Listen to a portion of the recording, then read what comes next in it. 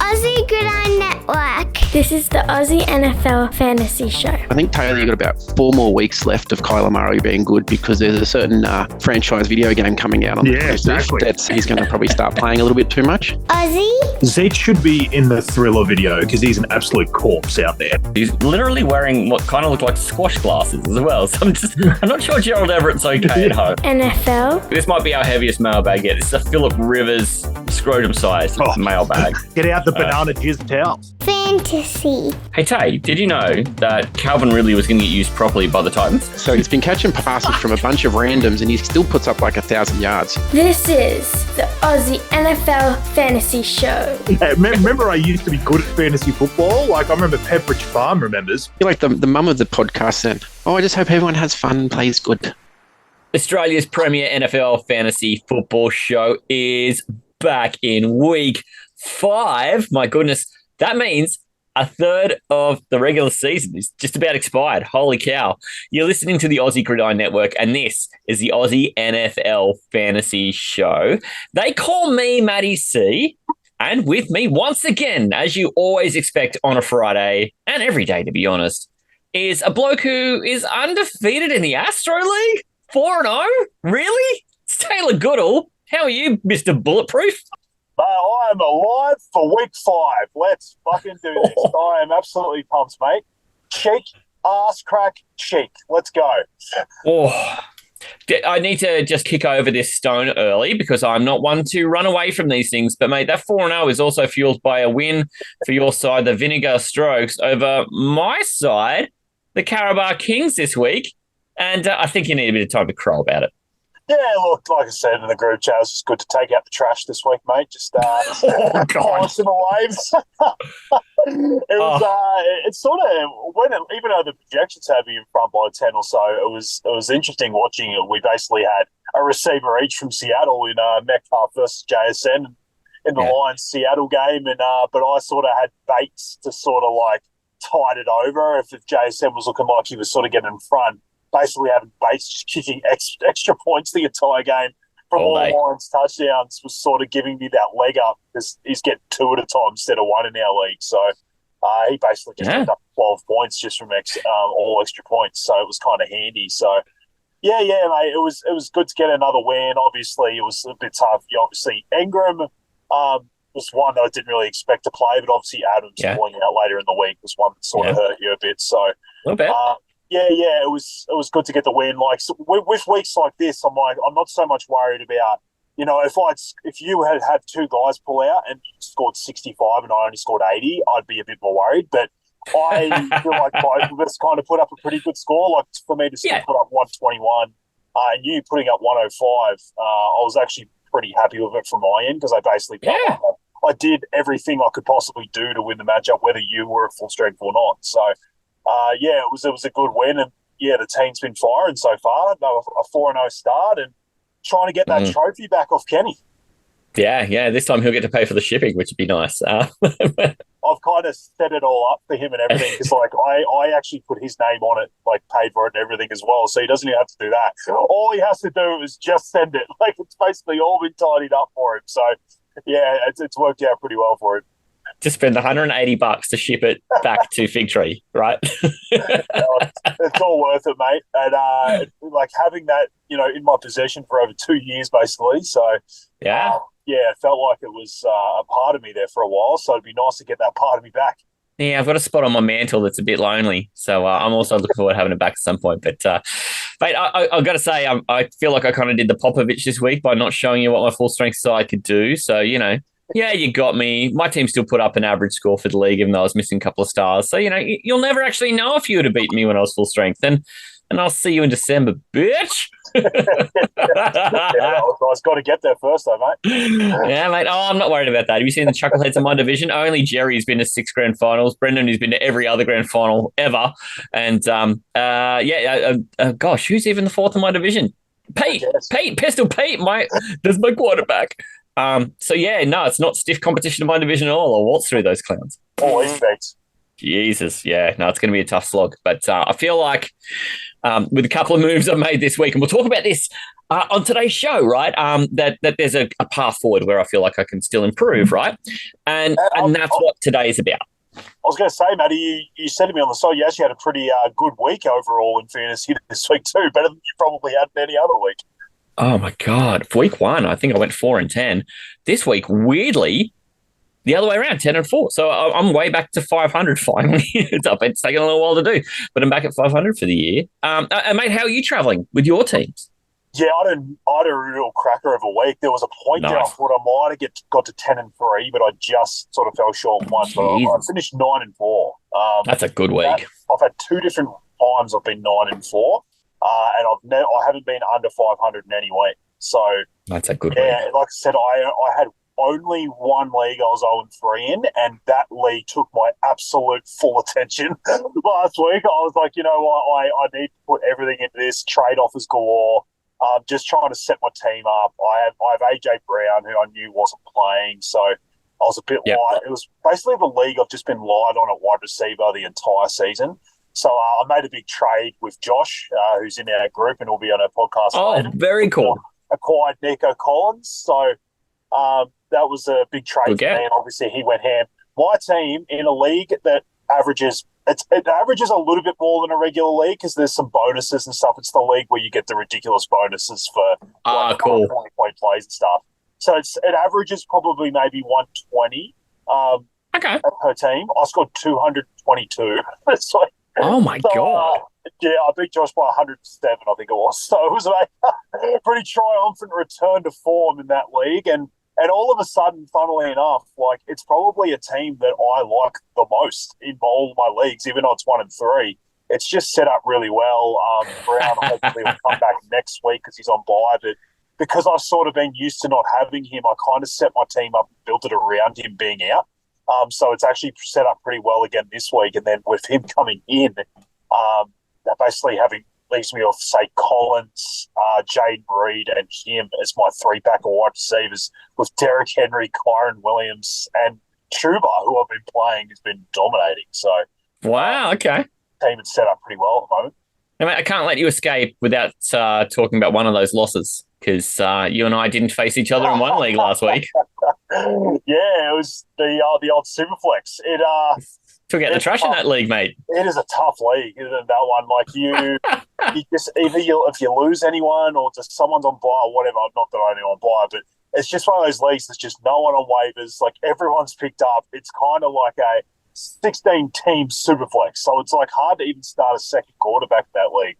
It's a disaster. Pick up anyone off waivers, so that was a tough one. He has like 162 to 140. It was it was one of those ones where I was keeping an eye on it, and it almost felt like the projections for both of us stayed the exact same from the start of the matchup. It just felt like you were 20 in front the entire time. So, just one of those ones that just couldn't catch you. But I'm 2-2 in both of those AGN leagues. I started 2-0 in Superflex and 0-2 in the other redraft, and then I switched it and ended up 2-2 in both. So I actually would rather that than be 4-0 and 0-4. I kind of like to be in it.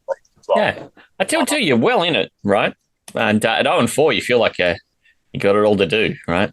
Yeah, I just kind of like the feeling of that I'm a chance in all my leagues. Like I don't want to just like leave any of them just to the side. So I don't think anyone's really bursting out in front of anyone in either of those leagues. So always still catch anyone. Yeah, that's true. So, in the spirit of looking down the aisle of what's to come, and we've sort of foreskinned a little bit of that tonight already. What we do best. One of the things that we like to do every month or so through the regular season is talk a little bit about opportunities to sort of take a real bit of stock around what's happening in your league and in the general market of players and see who we think is potentially performing over expectation, who might not hold that pattern, who's performing under expectation, who you could expect to bounce back, or who you might just be able to find who's all of a sudden about to get this role and who we've kind of identified are worthwhile targets. We call it buy low, sell high. We do it about every month through the regular season. We've got our first edition of that one tonight, but not before we do a couple of other things because we still need to get into the mailbag and we also need to cover Taylor Talk, huge reason why people come to the Friday show. So, Taylor, what say you if we dig into the mailbag? Dig straight into that thing. Let's go. Where's the mailman?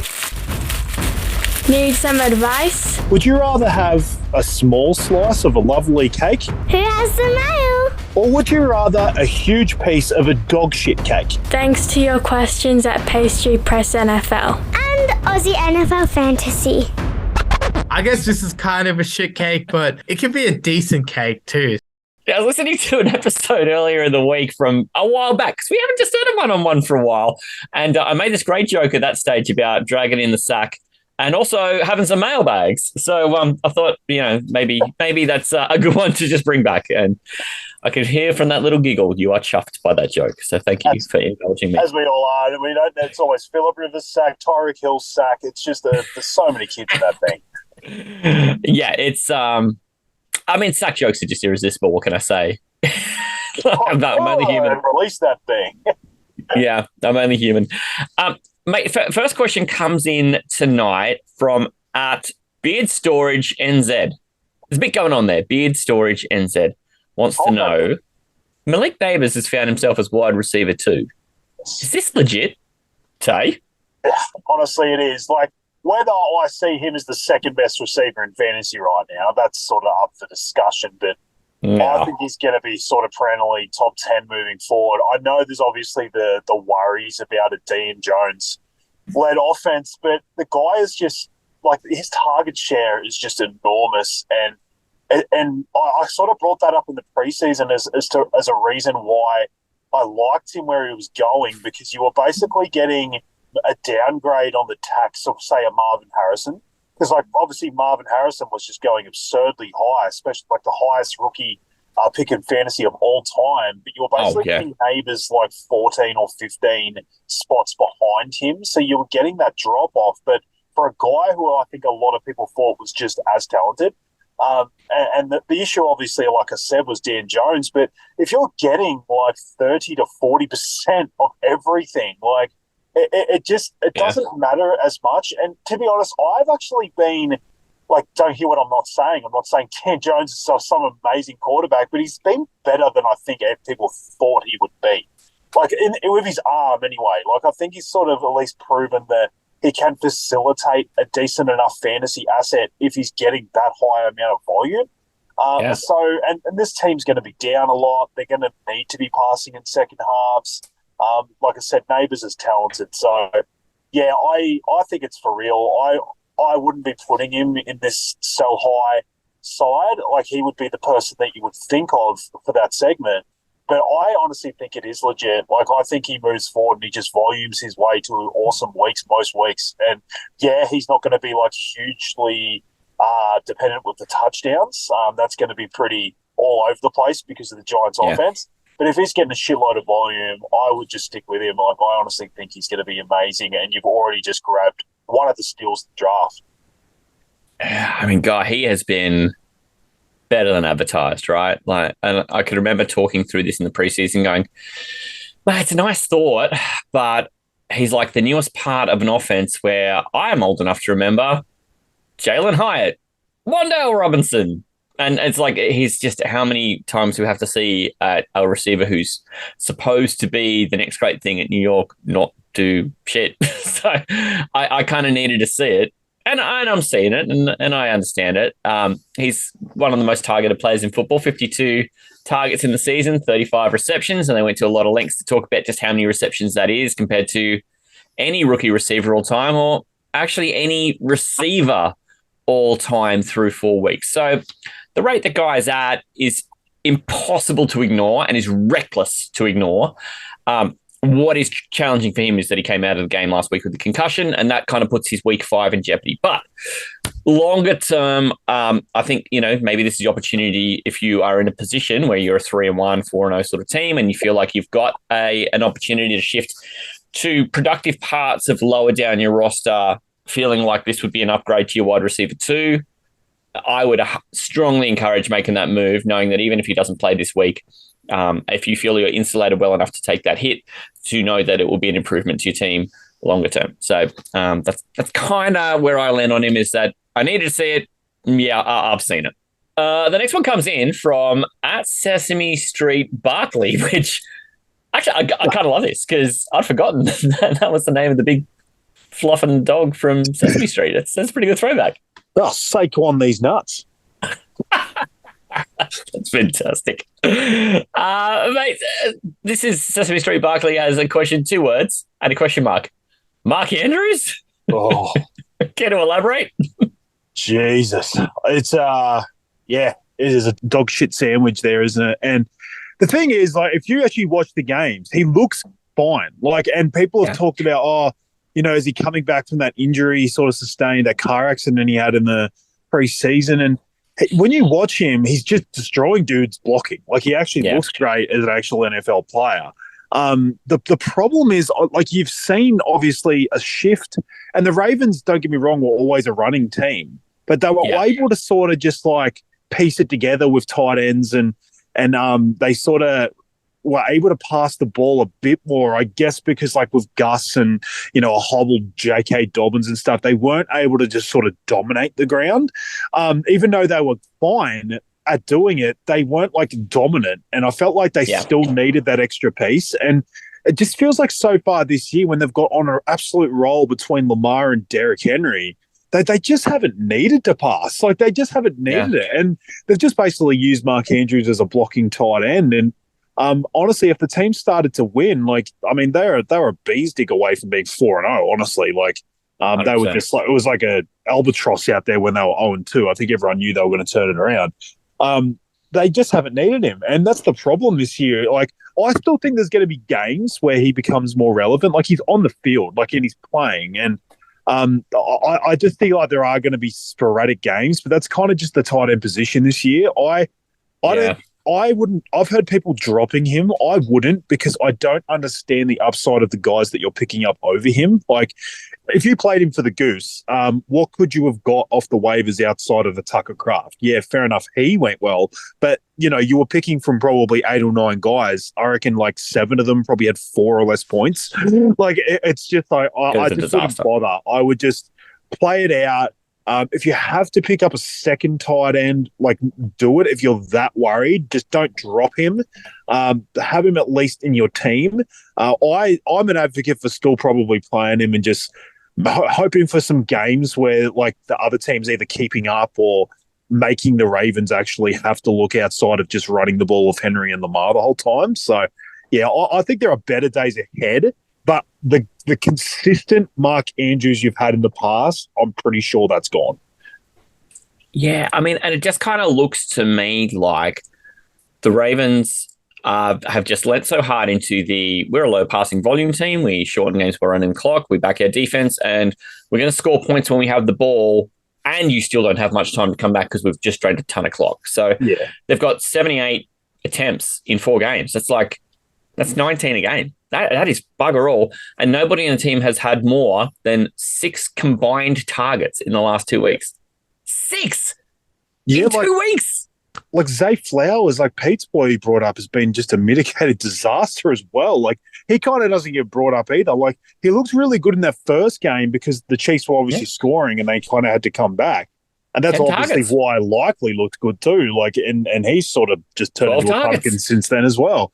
Ever since then, it's just been nothing. It's just been, let's get in front, let's run the ball out the entire game and make teams come from behind against us. And that's the recipe for success at Baltimore at the moment. And honestly, unless a team can come out and sort of punch them in the mouth early, I don't see it changing. Mm-hmm. Mm-hmm. Hey, Tay, I don't have any others in the mailbag today, but we will, with any luck, get to run a few under our guest nose on the weekend. But it means we get to move into Taylor Talk straight away. TALOR. Taylor Talk time. That's right. Hot Diggity Dog. All right, Matty, I'm back for Taylor Talk for this week. Let's go.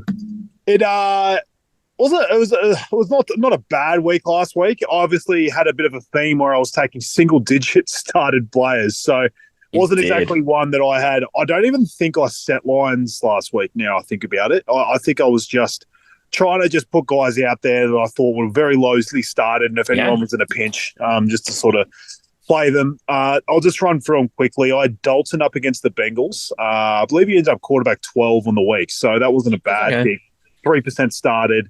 Yeah, it was a pretty good offensive performance again from the Panthers, so I don't think you would be hating yourself if you play Dalton in that game.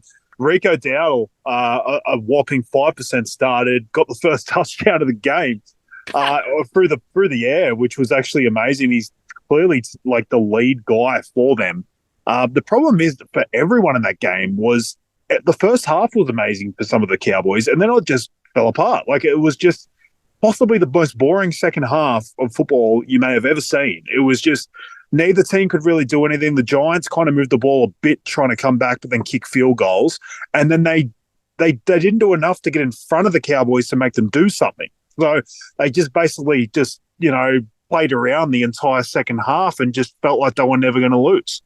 It was like watching people just give each other small paper cuts. Yeah, it really was. Really horrifying. Slow, painful ones.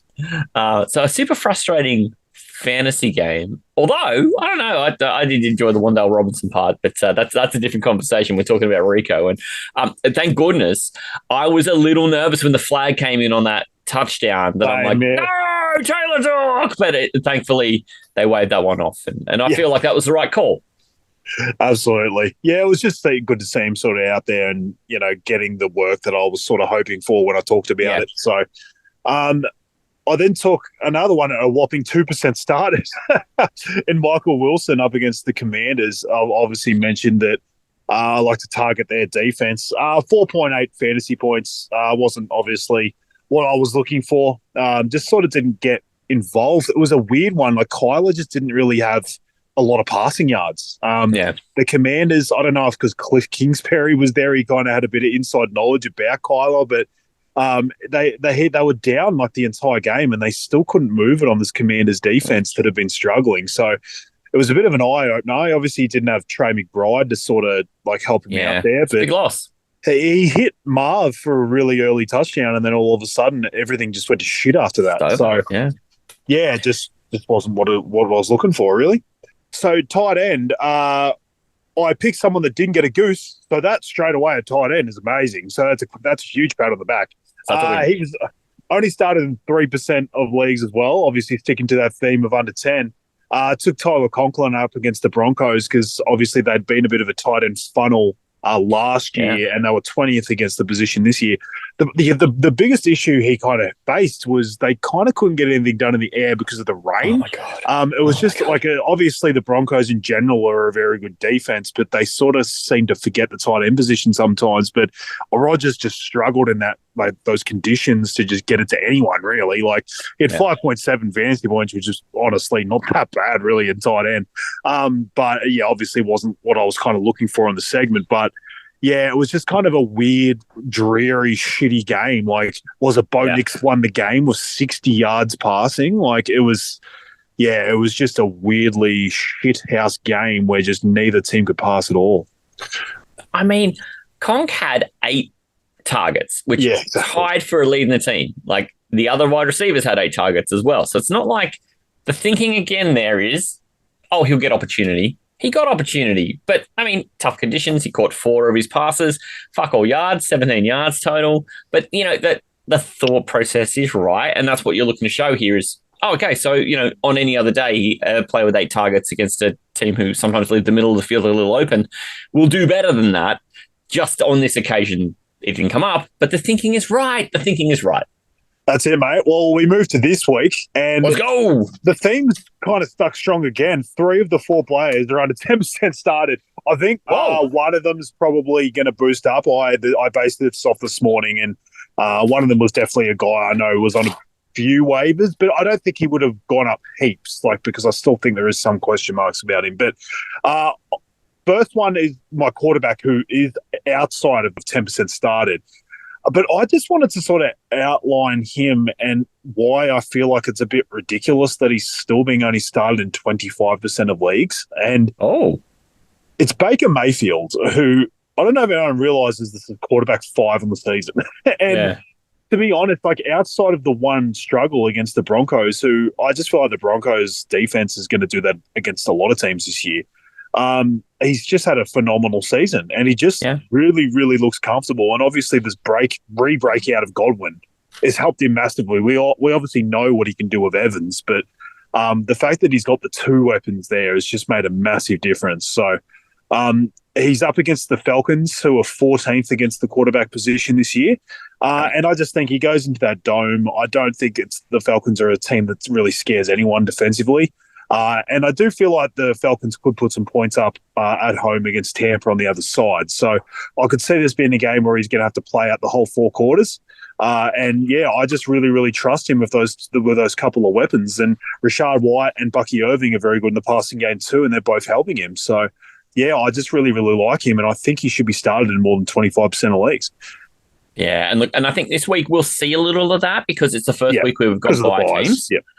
And this is why I think this segment becomes so much more important the longer the season goes, because you get buys, you get injuries, you get specific situations where matchups are going to matter versus your middling quarterback. So this is really where you make the money for everybody who engages with the segment, because a fellow like Baker who scored, he's only lobbed up at 29 and 23. Okay, he had a 9 in there, but then almost 29 again. You can't buy that kind of production from some people who we were expecting it from. Like Mahomes went very early, 4th, 5th round in drafts, and he's not scoring half of that. So it's just, this is where the rubber meets the road on tough decision time and where you need to either make a matchup-based start or fill in buys.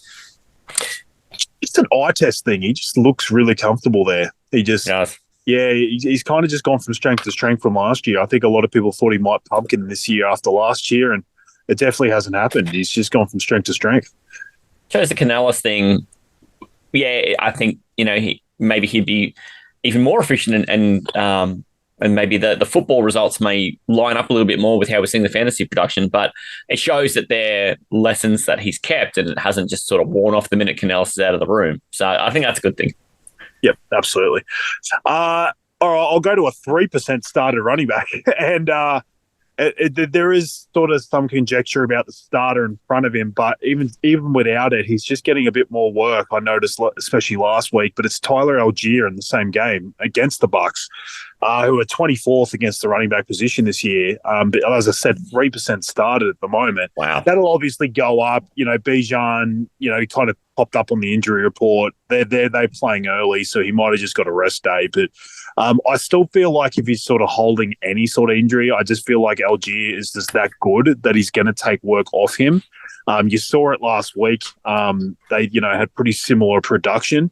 So I just feel like there's an opportunity there. If Bijan's just not 100%, they're going to revert to him. But like I said, even without it, I think there's an opportunity for Algier to possibly even take like a goal line touch and possibly get the higher, I guess, points value, in the red zone there for him. So, I just like him. He's just a great player. And like I said, he's just that amazing handcuff behind Bijan. But I feel like he's playable in this game. I've got a couple of leagues, obviously deeper leagues, that I'm probably going to roll him out there. And I've got a bit more confidence this week than I probably saw in the first couple of weeks. So, I just wanted to sort of outline him as a bit of a deeper shot. It's a roughie, isn't it? But I think the thinking here is good, right? So in the first 3 weeks, he was on the field for around 20% of snaps, but this week just gone closer to 40. And as they were driving late in the game too, he was, especially in the third, fourth quarters, he was on the field getting into those red zones. He wasn't on the field all of the goal line areas, but he was helping promote the ball into those areas. It only takes one extra block or one little missed move, and then he's got the 6 points. So it's about opportunity, and he's getting opportunities in areas of the field that are important. Early on, I'd identified him as somebody who I think is the true definition of a handcuff in terms of if Bijan goes down, this guy takes almost all the Bijan role, and he's fairly good at it. You do suffer a downgrade, losing Bijan and Algier going in, but I don't think it's significant enough of a downgrade to be nervous about it. So everybody who owns Bijan should really own Algier, and it's a worthwhile stash in a way that not everyone has got a player like that who is that valuable behind them. And here he's just showing he scored 10 points in standard scoring this week. that's an excellent spot start if you needed it. If all of a sudden you found yourself in trouble with one of these fellas who's injured, or now you're in bye weeks, that is a handy thing to be able to lean on. It's not like Tampa Bay are lighting the world on fire, preventing rushing attacks and pass catching running backs. Oh, and trying to get 10, that's what this segment is. I'm not trying to find this guy that's going to be running back one in the week. I'm trying to find guys that are not being started in many leagues and someone that'll help you as a spot starter if you really, really need it. So, like you said, buys coming up. You're going to need guys like this. Yeah, and he's gone from 3 to 5% starting in the time since we've started the research on this now, and we've had waivers run, and we're getting folks starting to set their lineups now. So I imagine that number will increase, but I can still see where it's going to be under 10%. It'll just be interesting to see how he scores this week, given his trajectory and what his workload's like. Seeing that he doubled his snap count last week, just double it straight from week 3 to week 4, doubled it. Yep, absolutely. So. This guy was someone that I kind of kicked myself because I had a thought about him with an injury to a wide receiver in front of him last week, and I thought I probably should look around because he would be on every single waiver wire in pretty much every single league, and I just didn't do it. There was a lot of leagues where I was just sort of happy with the guys that I had on my bench, and I didn't end up being able to pull a trigger. And then this week he comes out and he has a great game, and being a first round pick. Like I said, with the wide receiver that was sort of in front of him going down and being put on IR, I think Xavier Legette is a very, very good play moving forward. And obviously, if this was still a Bryce Young-led Carolina team, you wouldn't be having these thoughts. But it's just sort of like a perfect storm there with Andy Dalton coming in and sort of at least making that a competent offense. A first-round pick that they've got conviction on, Adam Thielen going to IR and him just being able to step into that wide receiver 2 role. It's just given him a lot of opportunities. He got the touchdown last week, 60-odd yards. I only feel like that's going to get better and better, not worse. I feel like if anything, if there was an opportunity where he wouldn't be able to shine in that wide receiver 2 role, it would have been his first game, and he would have sort of, as a rookie, gotten better and better. So I feel like there's an opportunity there moving forward for him to just keep moving on, basically. There really isn't much out there outside of him and Deontay Johnson at the moment. It feels like it's going to go pretty much between these two, with a bit obviously getting sprinkled in the running back position. So, yeah, I just feel like he was at 6% at the start of this morning. That will go up, obviously, buys and the fact that people put waiver claims on him this week. But I still don't think it's going to be real high because it's still a rookie who has only really proven it for 1 week. So I still feel like he's the kind of guy that, might sit around 15 or 20% started, but I have a bit of conviction on him this week. I mean, he is not getting as many targets as Deontay, but he's hauling a higher percentage of them in. Good sign. Yep. He's on the field for a lot more snaps now. He took 87% of the snaps last week, which is a massive jump. He's really sort of cemented himself as ahead of Leno with Thielen down. He's made sure he's ahead of Mingo, and then the cascade of just chuckleheads after that. But he also had double-digit targets this week and 6 receptions. So everything's just pointed north for Xavier Legette. And I imagine that last week's performance means that his ownership percentage is going to skyrocket. His starting percentage, I wonder. It would just depend on some of these bigger name receivers like, Neighbors, who is in the concussion protocol, or Devontae Adams with the hamstring, or what do we do with teams who are on bye where you're already missing the receivers like Philadelphia? So there's definitely some spots where maybe Legette will become super, super handy. And I mean, just to know that he's been pretty available is kind of wild that you could have just picked up a guy who had 10 targets for free. It's kind of wild. It is, yeah. And I just kind of get the feeling like it's probably one of these things where because they've had Bryce Young really, really stinking up the joint for the last year and two weeks, I kind of feel like with Dalton coming in, they just feel a bit freer. And obviously that defense is still a bit of a bucket of arseholes. So they're going to be like coming from behind a lot of games. And I just feel like because they've got Dalton there and they're enjoying it, I think like they're just going to want to throw a lot. And it's just going to sort of happen naturally anyway. So I feel like you're going to want pieces of that receiving core. It's a huge reason why I've just been all over Chuba Hubbard the last couple of weeks. I basically brought it up 2 weeks ago that, Miles Sanders had 7 out of the 17 rush attempts, but he did nothing with it. And I just felt like with Andy Dalton coming in, this offense is all of a sudden going to have a reason to be exciting. And all of a sudden Hubbard, if he takes 80% of it instead of 55, then he's getting 80% of an actual decent offense and like good opportunities of some red zone looks. And look what happened. He scored over 20 in the first 2 weeks. I see the same thing for a guy like Leggett. Like, I just feel like because he's getting a huge share of an offense that's passing a lot now, I just feel like the sky's the limit for him. And these next couple of weeks, which we're really looking at, is a huge opportunity with obviously Thielen being out. So, yeah, I really like the play. Well, and I think Thielen coming back might not be as impactful. As he might have stolen the role. Yeah. He might have stolen the role off him by then. And, Thielen's sort of on the end of his career anyway. So, I think that's a consideration. Yeah. Absolutely. All right, we'll get to the arsehole position, and it's a bit of a stack. I'm going to stack a Baker and go Kate Otten against the Falcons. And this is the guy I looked at a couple of weeks ago, and I was so sworn off him because he was just he wasn't getting any targets or anything. Yeah. Like Baker just looked like he forgot that he existed. But then you have to follow trends with this stuff, and then all of a sudden he gets 17 targets in 2 weeks. Like it's clearly a thing where they decided, okay, this guy actually is here, and he's worth a few targets from Baker. Yeah. And like I said, I've just got way more trust in Baker than I probably have in a long time, and I just think he's going to run a good offense. I think they're going to be in the red zone enough, and it gives him opportunities for touchdowns. All defenses are going to be worried fucking galore about Mike Evans and Chris Godwin in the red zone. So I just feel like Kate Otten could be running free for a little while there. So yeah, I've just got a bit of conviction here. I'd stack that bitch up with Baker. So yeah, I like the Falcons 24th against the tight end position, only 5% started. So yeah, I'm going to take my shot on Kate Otten in the first game of the week. And I just kind of wonder about Kate Otten too. So he gets all these targets all of a sudden. But, I mean, you could go a long way and not find a tight end who you can just pick up and plug in when you need one. Again, if you're kind of in the, Evan Ingram sweepstakes, or you're now going to be missing, Dallas Goedert for this coming week, a guy you can just plug in, you only need him once, and this guy's not only attracted 17 targets, but this week just gone to, he had 50 total receiving yards, 11.2 fantasy points. For a tight end, that would have been good enough for a top 5 finish last week. Yeah, a tight end. Just out of nowhere, for free. Obviously, Baker's decided that there's a reason to target him. So, obviously, it probably is a bit of that. Teams realising that Godwin is the guy, is like a top-line guy again, and they don't have to send everything at Evans. So that if they have to send all their defenders at 2 guys, it just opens everything up for Otten even more. So, yeah, I just feel like it's a good opportunity for him, and especially in the red zone.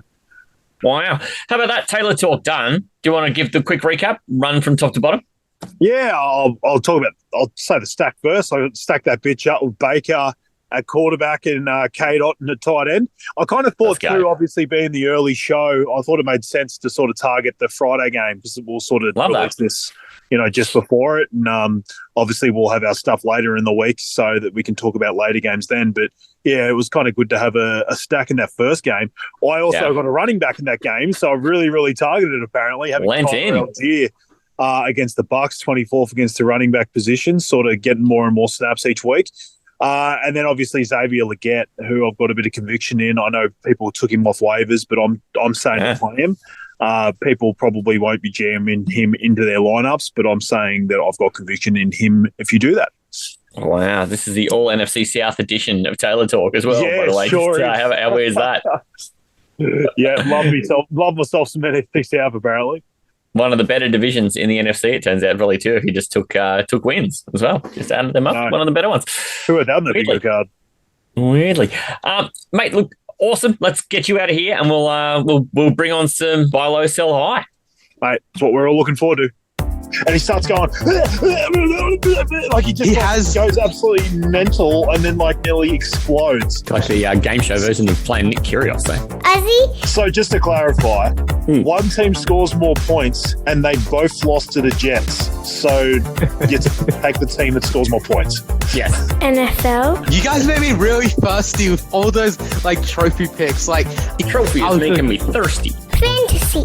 Who won starts the week, by the way? Let's not talk about it. Okay, fair enough. On to the next one. This is what 20 years of being a Jacksonville Jaguars fan does, man, I reckon. I feel like this was so much easier when I wrote it down. You guys are making this sound so hard. This is the Aussie NFL Fantasy Show. But it was in the Brady era, yeah. Everything's in the Brady era, mate. So we do this every month or so through the regular season. This is a huge favourite of mine too. I know that you like a bit of buy low, sell high. Tell me what you like about doing this segment. Well, it's very good timing being around this time because this is where teams are sort of happier to start looking at trading, and teams might be 1-3 or 0-4, and they decide, all right, this is the moment where I can shake things up. I think 4 weeks is a good sample size. I've talked about it in other segments that 4 weeks is kind of where I start to look at like the data from what we've seen so far this year. Whereas before that, I kind of look to project from like preseason stats and stuff like that, or last year's stats, because you can't. It's sort of hard to know. This segment's really good for people who are looking to trade and they want to sort of shake things up. What I want to sort of put out there is we're going to talk about buy lows and sell highs. And the fact is there's going to be a lot of people who hear either of them and say, oh, my God, you're an idiot. Or, oh, my God, why are you taking a shot on this guy? He's been sucking. And the fact is, for it to be a true buy low, a true buy low or a true sell high, they need to actually be high. And they need to be low. It needs to be something that you look at it and say, man, that is taking a risk, or that is something that doesn't sound good to me. Because basically, if everyone agrees on this, then it's not a true buy low. It's not a true sell high. Yeah, it needs to be something that honestly gives you the heebie-jeebies even taking the shot. So we're going to sort of talk about why we have conviction on this, and we're going to go through sort of like the way that we look at trading around this time of the year. We have, certainly you have, over time then taken what you've brought to the segment out into the real world and made the requisite moves to try and acquire as many of the buy low folks as you can. And then you've also reaped benefit from doing so when your call has turned up and given you the benefits you're hoping for. And you've been able to ride that to quite a lot of success. That's what makes this exercise awesome. It's good for the listeners to hear, but it's also awesome for us because it gets us jotting down players that we're really interested in and we feel like that fit these two sort of barriers, and like people that you want to target or people you look at and are on your teams and you go, here's an opportunity to sort of trade this guy away at a good value. I just feel like it works. Like I'll just go quickly and say, I remember just from the top of mind, I had 2 years ago, I brought up Keenan Allen, who at the time was, I believe he was wide receiver 32, and Mike Williams on his same team was wide receiver 2. And I came out, and this was at about, I think we did it at about week 7 or week 8. Yeah, it was I said that Keenan Allen was going to catch him. I said that you're going to go, if you go out and get Keenan Allen now, he is going to end up in front of Mike Williams. And he ended up in front of him by about 20 or 30 points by the end of the year. And that wasn't even a year where Mike Williams like fully went down or anything. It was just purely because Mike Williams had all these like outlier games earlier in the year that sort of put him at wide receiver 2 at that point. And I felt like Keenan Allen was just getting the targets, but it wasn't getting the touchdowns, or wasn't getting there was just something about him that I just thought, this is an opportunity to jump on him now. And he ended up in front of Mike Williams. It was just a huge turnaround. And I went and did, like you said, that in Astro, and he took me to a title. And I'll give you a shout out. Last year, you brought up CD Lamb and Dak as a bit of a stack for the Cowboys last year, because through about 5 weeks, they actually weren't going very well. They were struggling, but then they had an awesome run of games, and they based that stack, I think, outside of basically people who drafted McCaffrey, I'm pretty sure the CD Dak stack, when you actually looked at some of the stats, was the stack that actually got people to the title the most. So they were just amazing from there on out. I think Dak was quarterback 1 from that moment. And I'm pretty sure CD Lamb definitely was, because he was about wide receiver 20 odd at that time, and then he finished wide receiver 1. So he just blew everyone out of the water. It was it was a huge. Certainly, as an analyst, that was one of the things I'm most proud of over all the time we've been doing this show is that set of calls together and as a package, and that they delivered that, because you know that you helped people. Yep, exactly. So that was just, obviously we've had ones that haven't worked out too, but that was just sort of ones that brought up at the time. Just sort of came to the memory. We've been doing this segment obviously for a few years, but I just feel like it has a lot of value in fantasy. We didn't do this in any specific positional way. So we could have done we basically just said we're going to take 3 of each. It could be all the same position. You could go take 1 of each position, a 3 position. It could have been anything. I just somehow ended up, and I don't know if I just somehow mentally do this without realizing, but I ended up with 3 separate positions, and they were the same in both. Really? Exact 3 positions. It just somehow ended up that way.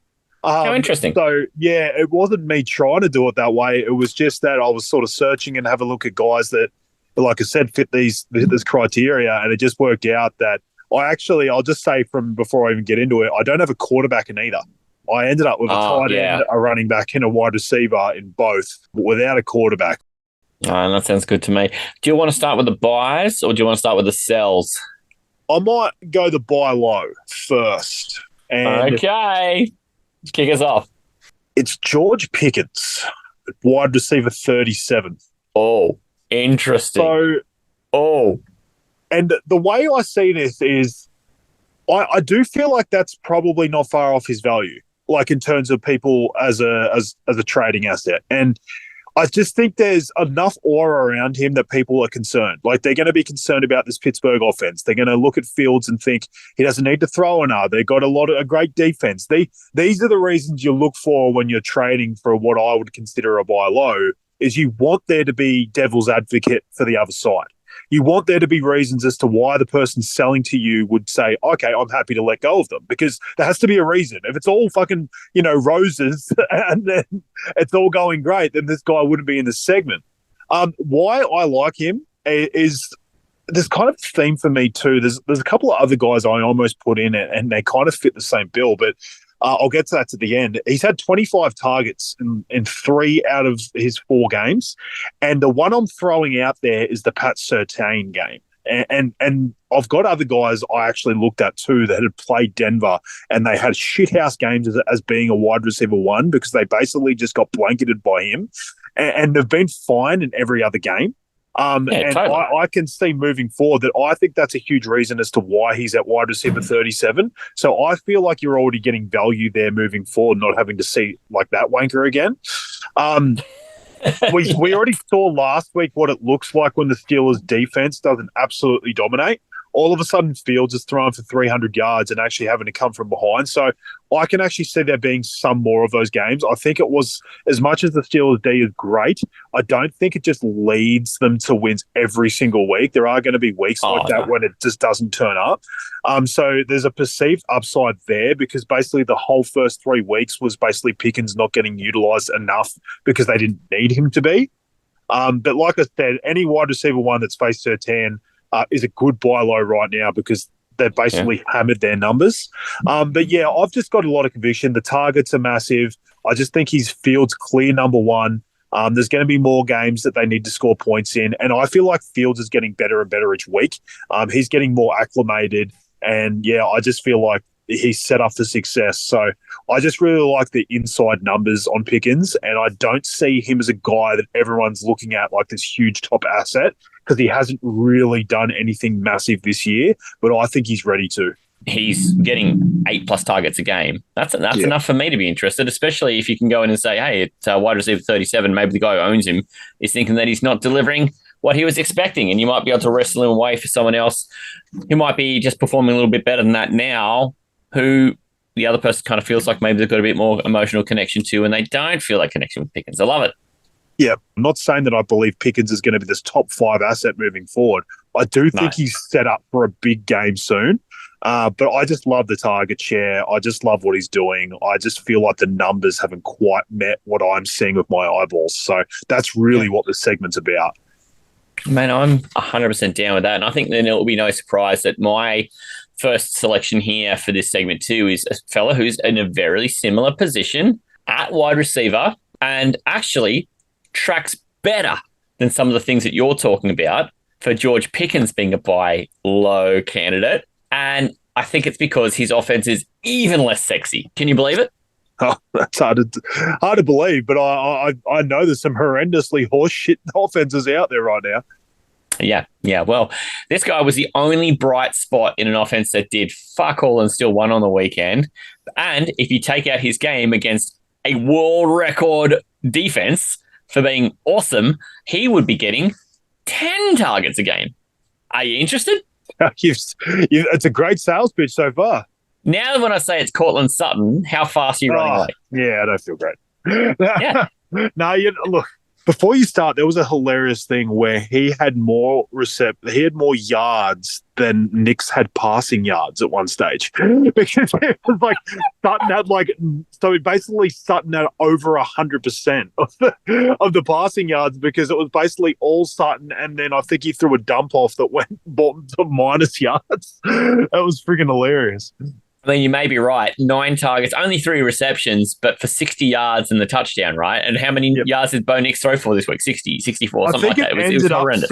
I think it ended up on 60 or just over, but there was a point where Sutton had the whole 60 and Bo Nix was on like 56.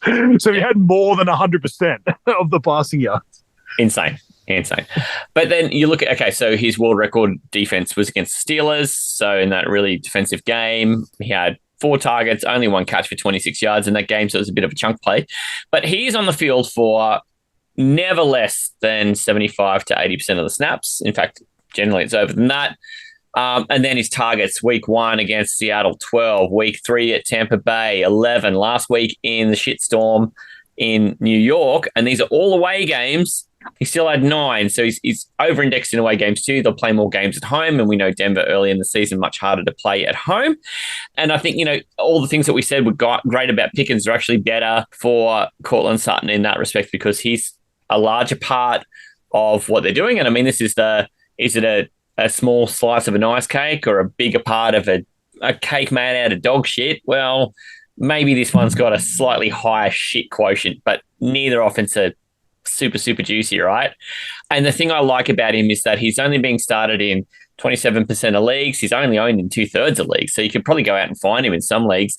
But the person who's owning him is likely not starting him, and you can see that as the improvement happens for Bo Nix and he gets more comfortable about it. He's the first set of eyes. The first place he's going with the ball is to Cortland Sutton.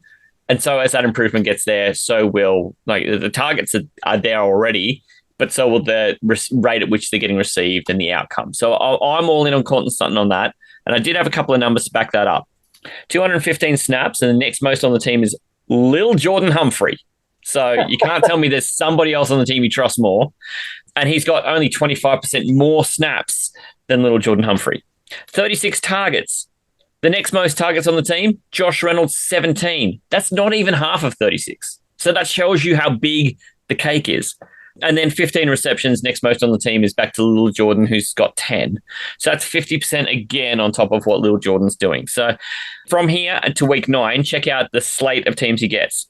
Las Vegas this week, Los Angeles Chargers next week, which they're a better passing defense, but then at New Orleans, Carolina, at Baltimore. So 4 of these 5 coming weeks, bottom 10 passing defenses. That's a good point. Looking up schedule or what's coming up is a massive deal. If you picked him up, you could trade him off that. This isn't saying these guys we're saying are guys you have to keep for the rest of the year. You can, and if it's helping your team, we're not telling you you have to get rid of them. But it's this is the whole point of doing this in month chunks. Is we're looking for guys in this window that get you 3 to 4 wins the next 4 weeks, and then let's revisit it in a month. These guys might actually become the opposite of what they are right now. Alrighty, I might go to my running back. Now, this is one that I wanted to bring up, and I've got a couple of guys like this, which I found quite interesting, is when I bring him up and where he's sort of gone so far this year, I think a lot of people might actually think that he actually could fit in the other segment as a sell high. So when I say where he is on the year, I'm basically saying that I don't think people trading him would consider him where he has actually gone so far. I think there's a perception of him being lower. So that's why I'm more doing this, not so much of what he's done. I think of what people think he's going to do in the future. And I am on the other side of it. So my running back, with building enough suspense, is Zach Moss. He was at running back 18. And I think what is clouding people's minds right now is you just saw Chase Brown have essentially what people think is his breakout game. And in the end, it was the first game that we saw that there was even a full-on split between them. They both had the same amount of rushing attempts. I just think in general that Zach Moss is 100% still the starter. I think that what happened was it got to a point where they had to actually cap him and what he was doing. So he's had an awesome amount of volume. He's pretty much had the same volume every game, even in this game where Chase got half of it. It was just the fact that they were in front and they had actual more work to give to their running backs, so they decided to bring Chase Brown more involved. But the fact was Chase Brown got lucky enough to get the 2 touchdowns. We also had Zach Moss get a passing touchdown, so that's a huge part of why I'm really, really keen on him. Like I said, I think Chase Brown's going to keep him lowly in the perception of the person that has him. He's getting a huge workload, getting 12 carries and 4 targets a game. This offense seems to be getting better and better every week. We know this with the Bengals. They start slow and they just start picking up momentum each week, and we've already seen it in the last 2 weeks with their offense. Burrow clearly is getting back to what he used to be.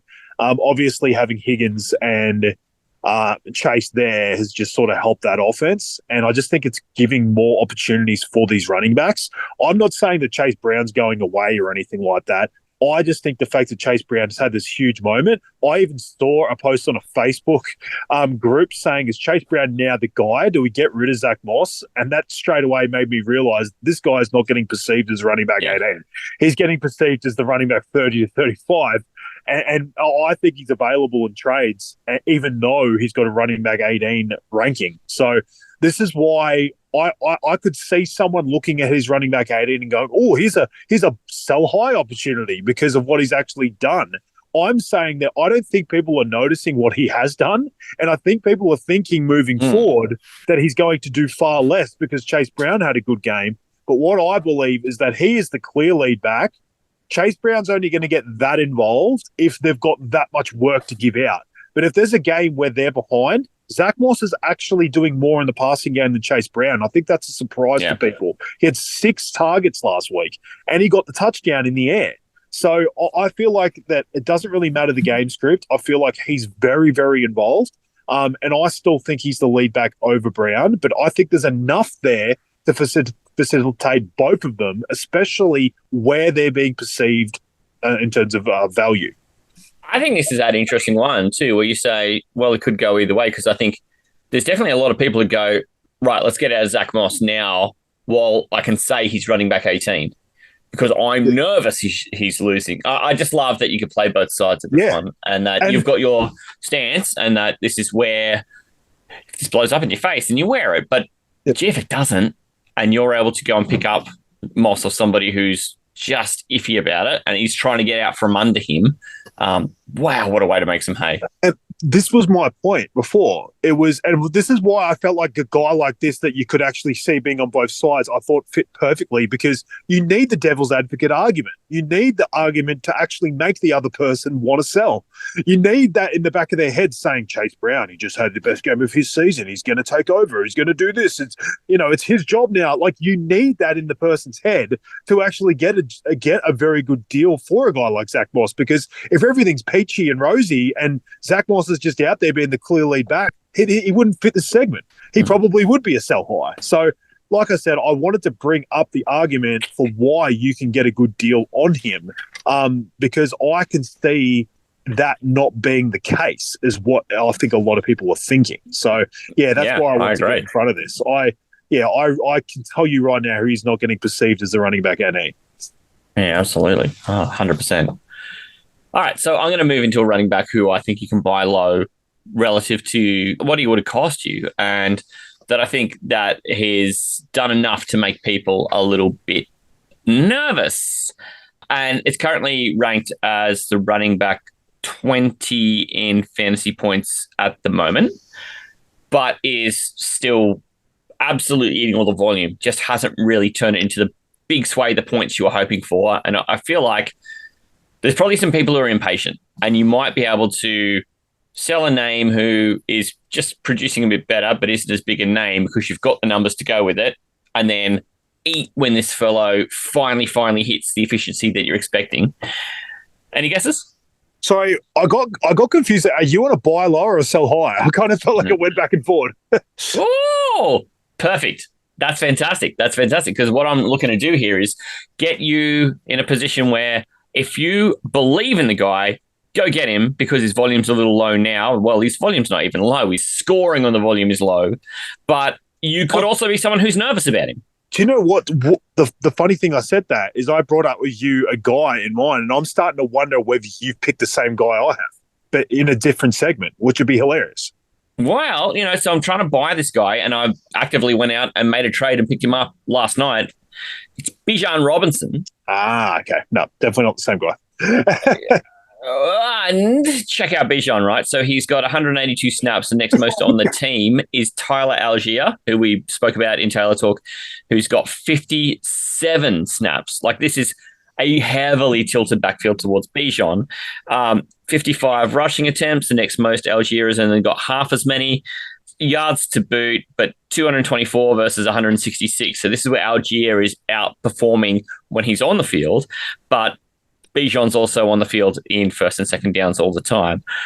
70 touches to 30, but the points are just not adding up the same way. So every week we're seeing Bijan Robinson get between sort of 15 and 18 carries and then getting 5 targets. That's undeniable. That's an excellent workload. But we just haven't seen the points convert yet. His fantasy points each week have been 16, 16, 13, 11. Do I believe that that's who he is and how his season continues? Absolutely not. He hasn't hit the heights yet, but I think you could get the Bijan Robinson owner to feel nervous about it.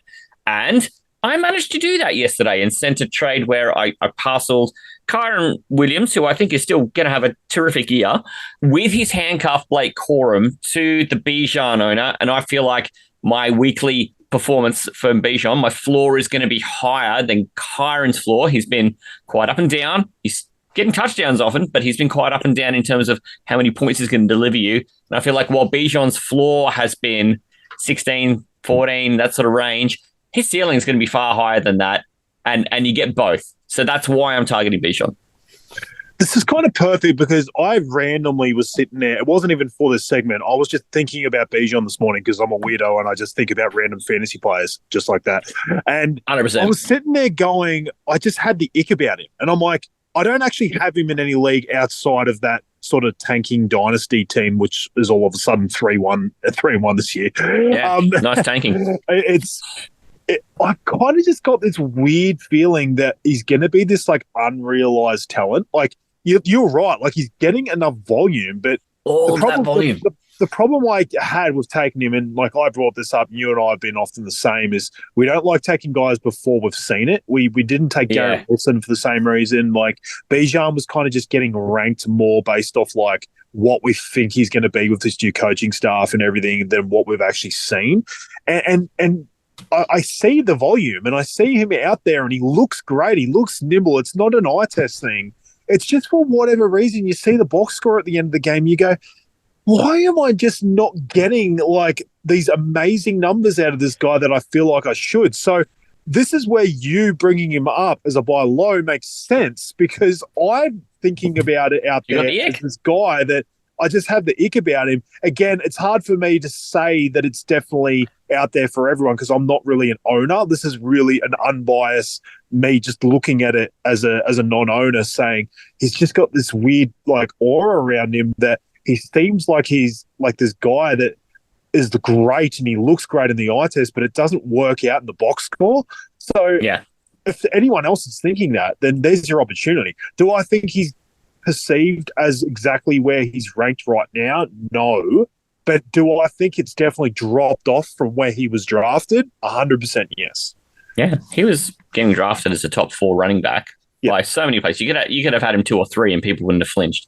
His next 5, Tampa Bay at Carolina, Seattle at Tampa Bay, Dallas, all bottom 10 rushing defenses. Then by week 10, he starts hitting middling to better rushing defenses and has his bye. So this is a 5-week bye period and then a 5-week sell period. So this is kind of a bit of a trend I'm looking at too, is who's got a run of games where I can buy the guy, and then if I so feel worried about him later on because his strength of schedule changes, then I've got a body of work to sell him on. This is the tight end position, and this guy has just been like the tight end position. Anyone that was drafted in that sort of top 5 or 6 has just been an absolute fucking disaster. And I do think this guy is gettable, and he's basically been the biggest name at tight end for the last 8 to 10 years, and it's Travis Kelce. Yeah, I completely agree. Tight end 12, but the big thing for me right now is I just think it's a mix of two things for me. He's become more needed with the Rashee Rice injury, and I was watching that game closely last week against Atlanta, and Rashee Rice is just running a lot of the same routes that you used to see Kelce do. And I feel like Rice was a huge reason as to why they weren't feeling the need to go to Kelce, or if the defense was taking Kelce away, like Mahomes said, it was just so easy to just hit Rice there because he was just dominating and he was just getting open. Without him there, they don't really have another person that can do that well. And the thing is, what I'm coupling this with is I just think Kelce's getting fitter. I think he's come in. He didn't really have a preseason like he normally does. He's been fucking jet setting of Taylor Swift all over the place, probably just drinking 600 beers a day. And I think he came in underdone. This is very much just what I think I'm seeing out there. And to me, he's looking better each game. And coupling with the Rashee Rice injury, I think this is the rainbow strip where he all of a sudden takes off. Does it take a couple of weeks from right now? Maybe. But I'm just saying right now at tight end 12, in this shithouse landscape, if you can go out there and get him, if it takes another position, someone's just sick of Kelce and they're just like, I'd rather just take a downgrade, take a waiver wire at tight end, who cares, and I'll take another position, a wide receiver, running back, whatever. I think this is the opportunity to get. Do I think you're going to get what you used to get out of Kelce? No, I don't think those days are there. But do I think it's 80% instead of the 20% you're getting at the moment, and you're going to get an amazing value at tight end and get a guy that actually is perennially top 3 most weeks? I think this is the opportunity. So, yeah, I just think it's a couple of things going hand in hand, and I just think Mahomes is going to need him. And the Chiefs can sort of play hooky as much as they want, but in the end, if they're just losing every piece around them, Mahomes is just going to have to go to his guy again. Yeah, I mean, and this is something where I buy all of this, Tay. I buy every single thing that you said. You saw his targets go from 4, 3, 5 to just straight out 9 the minute that Rice isn't there. Yeah. And, maybe you can go to Kelce even if, teams are trying to take him away. He's just that darn good, so why don't you just target him more? But also it's kind of needed because you don't have the other person to go to, but it just kind of means, there's less people to cover who aren't Kelce, but we still went to him and we still got 15, almost 16 fantasy points out of him in a world where he'd scored 16 fantasy points in 3 weeks. Oh, yeah, like I said, rainbow strip moment for me. I just think this could be where it actually takes off. And in tight end, it just means so much because everyone else is playing a pit of arseholes. And if you can get the guy that actually does start breaking out, do I think everyone thinks of him as tight end 12? I guess maybe. The person that's had him, they could be sitting there. Is it slightly a week late and they might be sitting there going, I just saw a good game out of him at tight end. I don't want to let go of him. It still wasn't amazing. It was 13 or 14 points in full PPR. It wasn't this enormous breakout. So I do feel like the Kelce owner can be had. Whether it just takes a little bit more of an offer. But like I said, I feel like there's an opportunity that you're going to get 80% of the old Kelce. You got to take it. My last one is a wide receiver who currently, early in the season was getting drafted really, really solidly as a sort of middle wide receiver 2 and has so far performed as a flex at best. God, you've been starting him because of where you drafted him, but he has not been giving you fuck all. And he's out there a lot, and he's been getting targets, but it's been tough to reel him in because the quarterback's not superb. It's DJ Moore. How do you feel about DJ Moore? Tay, you've got the ick? I do. I was offered him in the league. In a league that I'm very desperate for wide receivers, and I basically put it out to the league saying I've got a shitload of running backs, but not a lot of receivers, and I was offered him, and I still said no.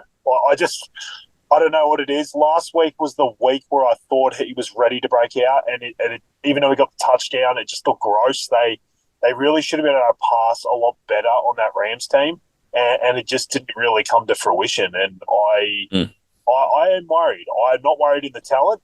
I'm just worried in that Waldron buddy-led offense. I just don't know what they're doing, and I don't have a lot of confidence in it. And Caleb is just showing a lot of rookie situations, and he's obviously got that line that struggles to protect him. And I've got a lot of concerns about the Bears' pass catches. Well, I don't, because while their defense is going to do enough to keep them in games, they're definitely not going to lead many. So the need to pass is always going to be there. Caleb Williams, I don't think is going to become a worse passer. I do expect that if this offense isn't moving the ball with much efficiency, then there will be not a heap of incentive to keep Waldron. Between now, he's got a week 7 bye. He's got Carolina, Jacksonville bye, and then Washington, Arizona, New England. Stop me when you hit a defense that you were nervous about for wide receivers, Tay. Washington, Arizona, New England, Green Bay, Minnesota, at Detroit, San Francisco. Minnesota. Still a bottom 10 defense against passing. I guess because you can't run. You literally can't run on them. You can't run them.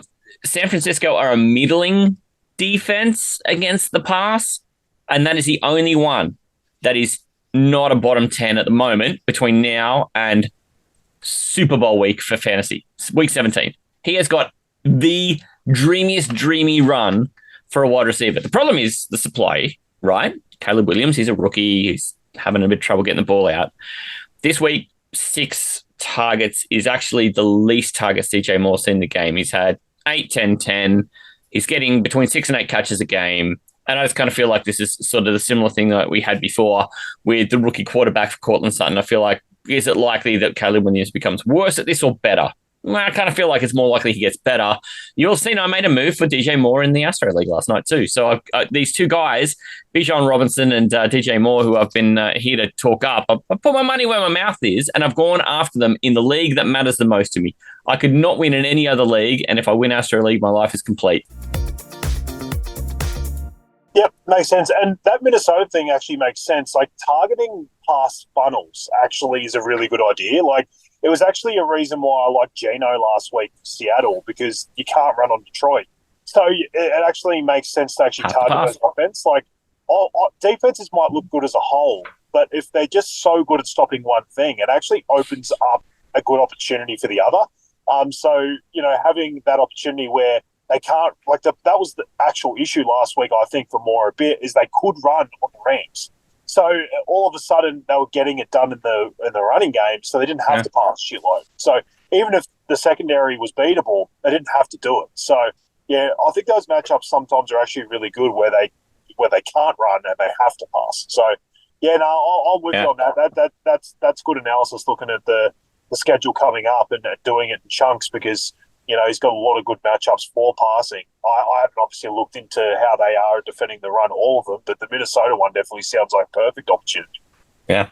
Yeah, and I mean, so many of them are just bad defenses. Time to sell, Tay. Let's get out the gavel. Let's sell some shit. Where do you want to start? All right.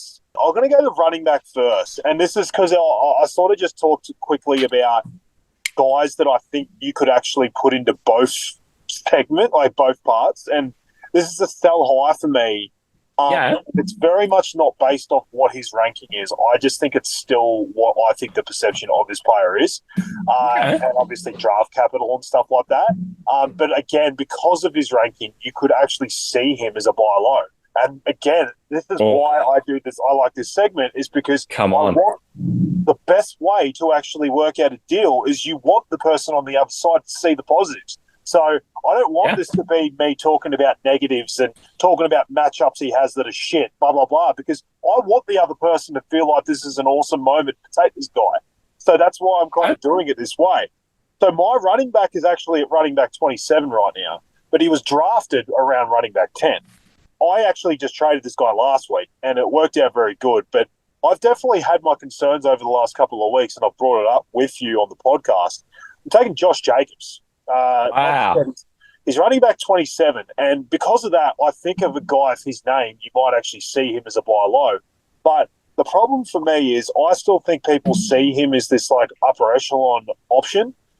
They see him as this workhorse, and they think of that Colts game where they basically had to run the entire fucking game because they obviously had Malik Willis having his first start. But outside of that game, he hasn't been getting the usage you would actually consider like for him. And with Jacobs, he's always been good or to great that 1 year when he's getting everything. Like, he has to get fucking everything. And the Packers have shown in the past, even with Aaron Jones when he's been dominating, they want other backs involved. They don't want a complete workhorse. And they only kind of gave it to Jacobs for a couple of weeks there because they had to. They basically had both backups injured. And now Wilson's there, and his usage is getting kind of bigger and bigger each week. You've also got Lloyd coming back in a couple of weeks off IR, and that's only going to make it even more murky. So I feel like they're going to use all three when they're all healthy, and that's just going to create an absolute clusterfuck. And yes, and this is why I want the devil's advocate, right? I think what people are thinking is that, because like I could bring up the targets, and so basically he had four targets in the first 3 weeks.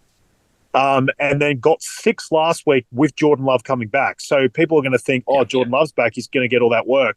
The fact was they were getting absolutely boat raced. That's the only reason he got targets. They're not going to be getting absolutely destroyed like they were against Buddy Minnesota last week every week. So I just think I'm kind of giving you reasons as positives because I think that's what you sell him on. I don't want to sit here and say I'm negative on Josh Jacobs. I want to say all this bad stuff about him because I'm trying to put myself in the shoes of the person buying. I actually want someone to actually consider this guy as someone they want to buy at somewhere near the value that they drafted, not at the running back 27 of what he's done so far. So that's why I consider him a sell high because I think the name still carries value and they believe he's this workhorse that I think if he's only getting 60% share when it's all three, I don't think that's enough. Even in a good Packers offense, if he's not getting all the targets and getting all the work and there's a chance he's going to get pilfered by other guys, I don't think Jacob – I trusted Jones in that situation a lot more than I'm trusting Jacobs right now. I'm not sold he's a good enough back to like carry himself to like a top 10 finish when he's not getting all the work. So I think there's a good opportunity to sell him now. Yeah, I mean, it's really never who he's been either, is it? Like, as you say, there was that one crystallizing beautiful moment where he got everything at the Raiders for a period, and that's kind of it. The big Alabama running back, it's kind of not what they do when they hit the NFL. So, I definitely get it. And you're not the first person. There's actually quite a few people who've had their qualms with Jacobs arriving on this Packers team and just kind of being anointed. So I totally get that. And I like that you've got enough positives to go, oh, well, mate, it's not like it's all gloom and doom for Josh Jacobs, but you've got enough things where you can say, if I can trade him for something in the range of where I think people perceive him to be, I feel like I'll be the winner. Yep, absolutely. Like that. I'm going to work on a running back too who's in that same sort of range. Today, he was running back 24 on the season and is in a backfield where has been completely getting the lion's share of it, but I'm not so certain that's going to continue, even though the person who's been taking a little bit of that volume has not really covered themselves in glory either. It's Devin Singletary. And we're only talking about him last week in segment of because he was up against a 1 week defense where they were not particularly great. The Dallas Cowboys have not been a particularly great rushing defense. All of a sudden, Devin Singletary made them look like a great rushing defense as he went for 1.7 per carry. The thing about Singletary is he's still getting the volume, and he is just about to hit a nice stretch of rushing defenses who you'd like to think he could cause trouble for. But this emergence of Tracy, you're just kind of into the workload, eating into the passing targets now as well, kind of bothers me because Tracy is more the prototypical back. And he's a rookie, so, you got to ease him in. And I just kind of feel like this is where Singletary comes in, he gets the season started, and Tracy takes it over. And as this middle part of the season starts, it's just, you can't really start either of them.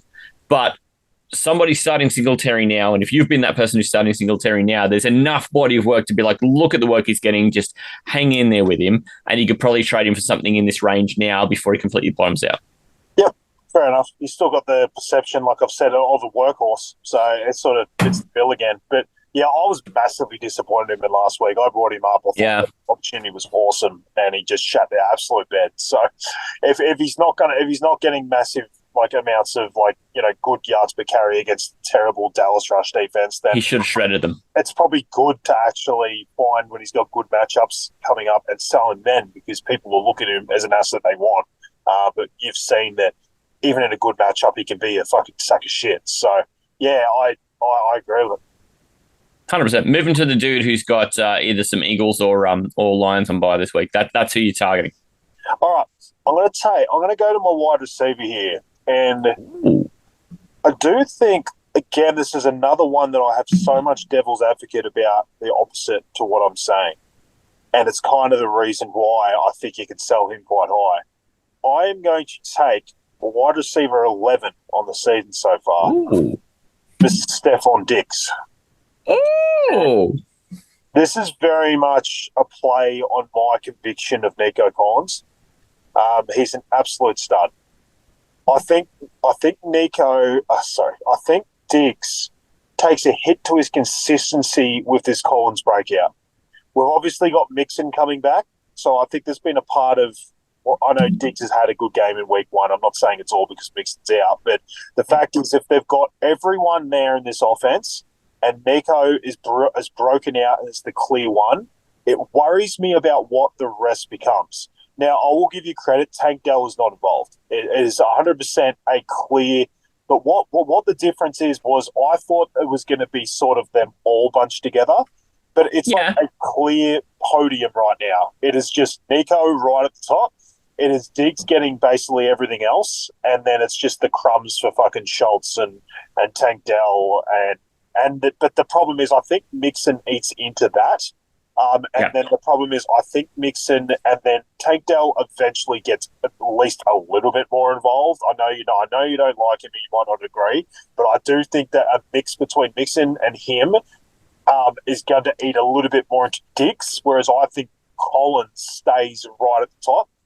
That's just what I've seen so far. So I think that the wide receiver 11 you have seen, I think you're going to keep seeing the top 5 numbers out of Collins, but I think you're going to see a drop back from Diggs. Diggs also had a rushing touchdown, which I don't know if he has there. So unrepeatable. Couldn't run the ball amazing with Akers, as you'd expect.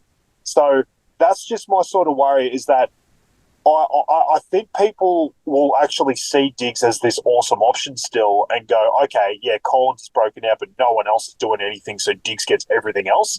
That's the devil's advocate for why I think someone would actually want to take him on at this, and that's why I think he's a good sell high, because it's not like there's this obvious reason why he's going to drop off. My just conviction on Collins is pretty much driving this, is because I think he gets basically obviously the highest share, and then I don't think things like rushing touchdowns are going to come when it's Mixon and when everyone's there. I just think Dell and Mixon are going to eat into what Diggs has already done, and you're going to see the same from what you already have out of Collins.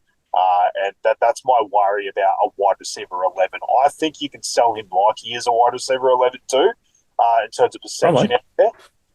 And so that's why I think he's a good sell high.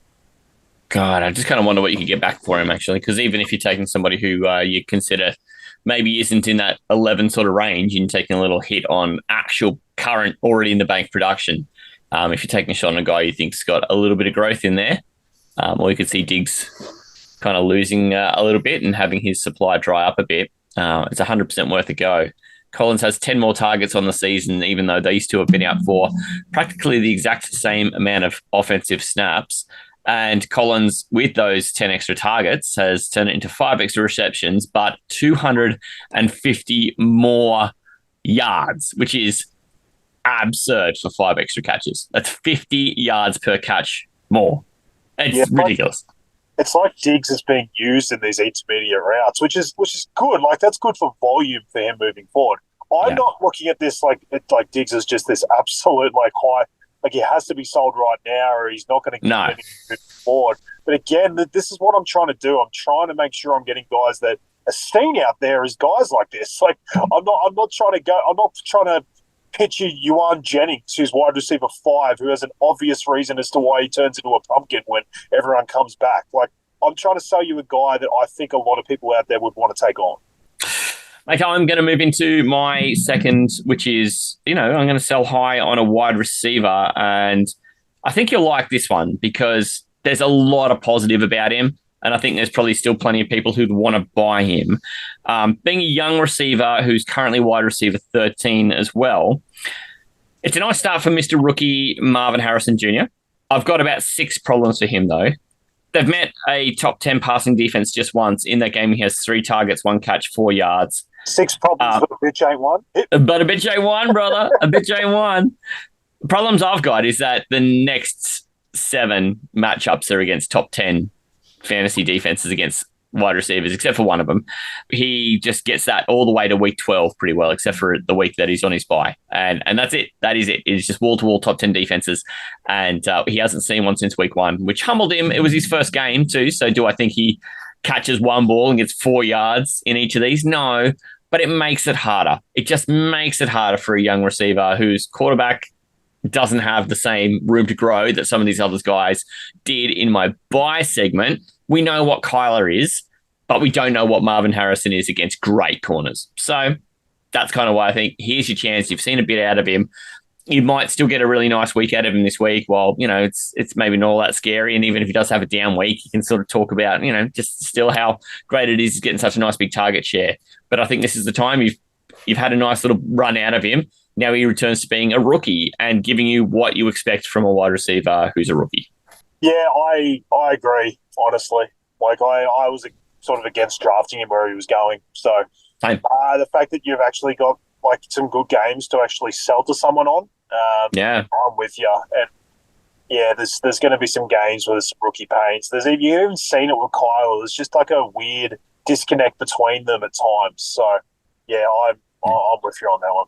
Just don't have the rubber on the road yet. They haven't spent much time together, and it's going to get harder before it gets easier. Maybe by the time this trade deadline comes up in most leagues is around weeks 11 and 12. If you've got a bit of confidence that he's that has tweaked a bit and you can see the green shoots of growth again, by all means, get back on it. But for me at this stage, this is the period where if you don't make a move soon, you may be stuck with an asset that is not as shiny as it seemed. That's the problem. And you paid for a shiny asset, so you can't afford for him not to be. Absolutely, mate. I'll touch on my last one quickly, and there isn't a lot to go through with it. It's in a way, it kind of seems obvious, but I still feel like it's worth putting out a feeler. So my last sell high is literally the tight end one on the season as Dallas got it. So I feel like the fact that you're selling the tight end one kind of makes this way more relevant. The clear reasons as to why, like, there's concerns. Obviously, they've got the bye, and when they come back, they should have AJ Brown and Devontae Smith back.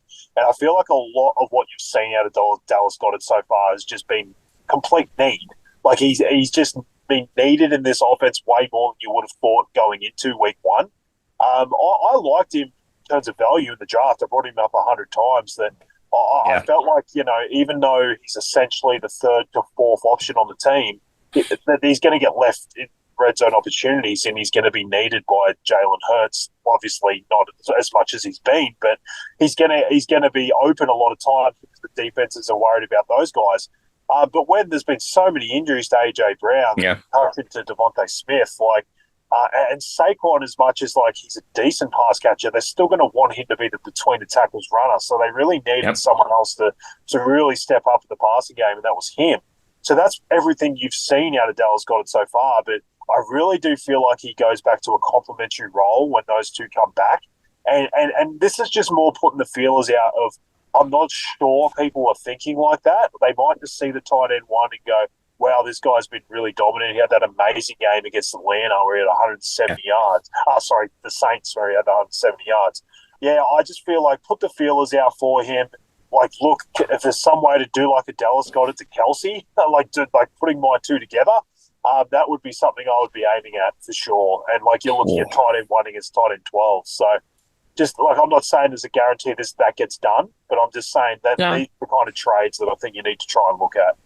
My last one, I'm going back to the running back and I'm going after a fellow who was produced as a middling running back too, but only because he was a top 5 running back in the first 2 weeks. His name's J.K. Dobbins, and I love J.K. Dobbins. I've had a very tumultuous long-term relationship with J.K. Dobbins in dynasties everywhere. In fact, in redrafts where I've drafted him in years where I thought this is the year he stays healthy, and I've been Wrong. Do I think he stays healthy this year? Oh, sure. I would love that for J.K. Dobbins. And I don't think that actually matters to the segment at all, because what I'm saying about J.K. Dobbins is that those first 2 games against shite run defenses, he went and put up running back 3 and 4 weeks. No worries. Lots of short yardage touchdowns. Have at it, mate. Perfect. But now faces only 1 soft rushing defense in the next 6 weeks. So to me, having already seen what it's like when he's not facing these soft rushing defenses where he absolutely made all that hay and he returned running back 34 and 38 weeks, I feel like that's also probably not him. That's probably somewhere in the middle.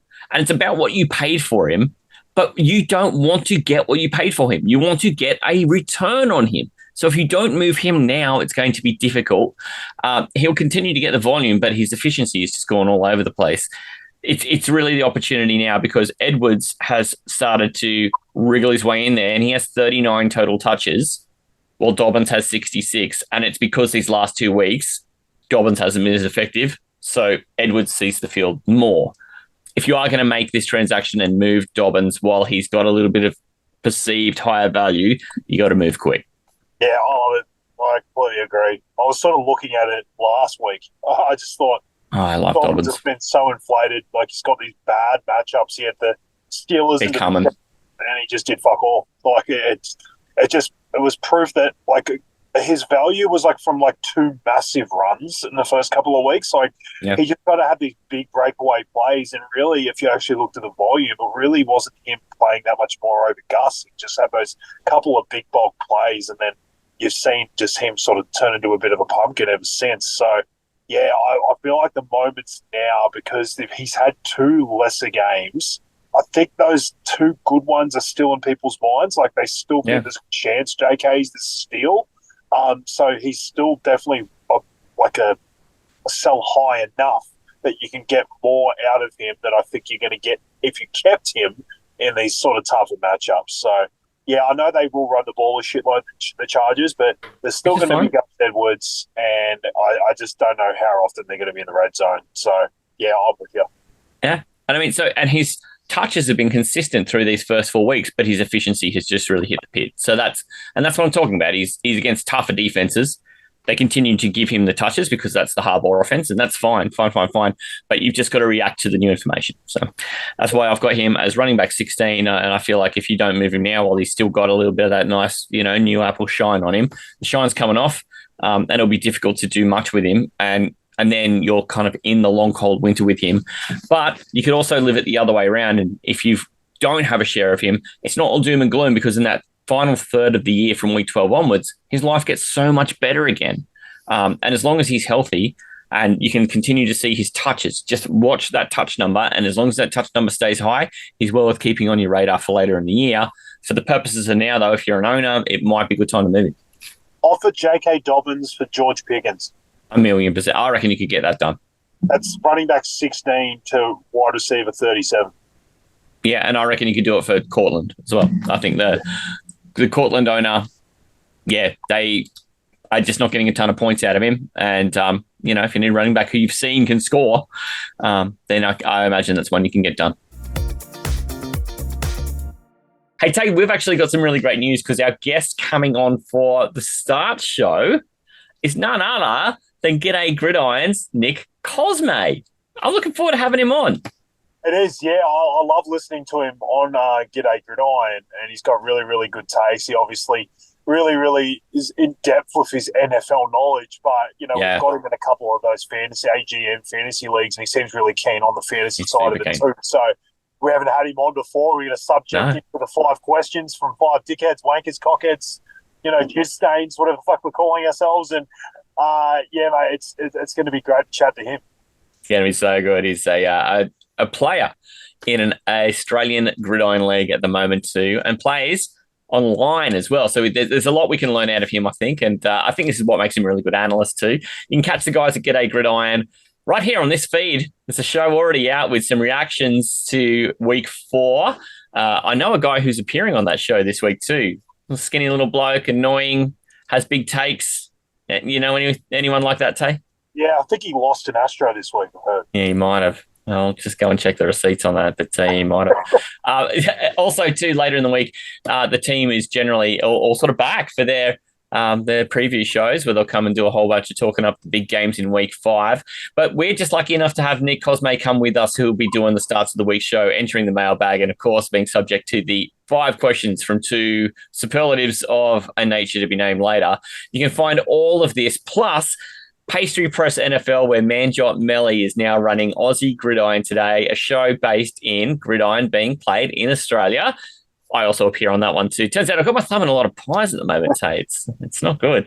And you can find that all on the mothership, Linktree/Aussie Gridiron Network. Everything's there. The merch is there. Tay, your Conk Conk shirt is probably on its way. There's all sorts of great merch in there. So go and check that one out too. Look at that. We got it done. Mate, I'll see you on the weekend for the start of the week show. Oh, mate, we're just humming like a train. We're just, I said that Simpsons meme out. The world are fucking shitting their pants. They were talking shit in the first couple of weeks, you and I. They were. We're just reeled them in so fast, mate. This could be over soon. It is looking dangerous now. That leaderboard, there's only 1 point between first, second, 1 point between second, third. So look out, everyone. Look out. Oh, that aggregate. Oh, my aggregate's just looking amazing, man. It's a double G in aggregate, whereas mine should have a double S. It's an aggregate, I think. Mine, it's not looking so good. But I've got faith, mate. I've got faith. All right. In the meantime, we're going to get out of here. We'll see you all here on the weekend. Don't forget to catch all the great content here on the Aussie Gridiron Network. And in the meantime, from Taylor Goodall and Matty C, I'm going to say hooroo, mate. Who bloody room. Thank you. For the Aussie Gridiron Network. This is the Aussie NFL Fantasy Show. That's a short stump to hang that hat on. I think the hat's dragging on the ground. Mate, I am someone who's well accustomed to having short stumps. It's like a 200th of a Shakti. Aussie. The anti-Ron Jeremy. It's like a Ron Jeremy had an innie. He's just got out of the pool. I've been in the pool. I was in the pool. NFL. He's got the same colour hair as the Bengals jersey. It was just a bit of surprise. That's probably the nicest thing you've ever said to me. Mate, I can't wait for that Niners stack to destroy your soul. And Matty, you're a piece of shit. Let's go. Fantasy. And obviously that defense is still a bit of a bucket of arseholes. We're going to have a water bet. This is the Aussie NFL Fantasy Show. There's Case Keenum in there, Ryan Fitzpatrick, Brian Hoyer, TJ Yates,